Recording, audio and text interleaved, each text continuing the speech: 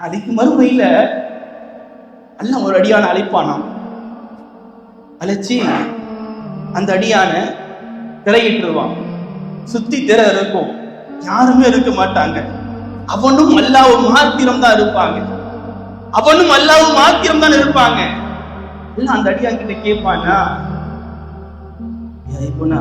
என்னுடைய அடியானே, ஃபஅல்த இன்ன தம்ப ஃபஅல்த கதா கதா, இந்த இடத்துல இந்த பாவத்தை செஞ்சியா இல்லையா, நீ இந்த இடத்துல இந்த பாவத்தை செஞ்சியா இல்லையான்னு கேட்பானா. அந்த பாவத்தை நான் செஞ்சேன். அல்ல கேட்பானா, அடியானே இந்த நேரத்துல இந்த இடத்துல நீ இந்த பாவத்தை செஞ்சியா இல்லையான்னு கேட்பானா. ஆமா ரப்பே, யாருமே இருக்க மாட்டாங்க. அல்லாஹ்வும் அவனும் பேசிக் கொண்டு இருப்பார்கள். அடியானும் ரொம்ப பேசிக் கொண்டு இருக்கக்கூடிய சபை. அங்கு யாரும் இருக்க மாட்டார்கள், எந்த மலக்கும் இருக்க மாட்டார்கள், எந்த நபியும் இருக்க மாட்டார்கள். அல்லாஹ்வும் அடியானும் பேசிக் கொள்ளக்கூடிய தருணம் அது. கேட்பானா, நீ இந்த பாவத்தை செஞ்சதுன்னு கேட்பானா. ஆமா ரப்பே செஞ்சேன். இந்த இடத்துல இந்த பாவத்தை செஞ்சதுன்னு கேட்பானா. ஆமா ரப்பே செஞ்ச ரப்பேன்னு சொன்ன உடனே எல்லாத்தையும் அல்லாஹ் சொல்லிட்டு சொல்லுவானா, துனியாவுல நீ செஞ்ச பாவங்கள் யாருக்கும் தெரியலப்பா, நான் மறைச்சிட்டேன்.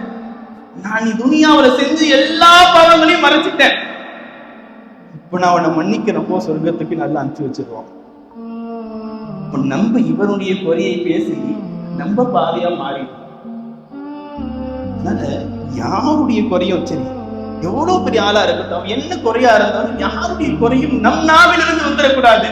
தெரிஞ்சா மறையுங்க, அந்த குறைகளை மறைத்து விடுங்கள். அல்லாஹ் மாற்றி அமைப்பான் அவனுடைய வாழ்க்கை.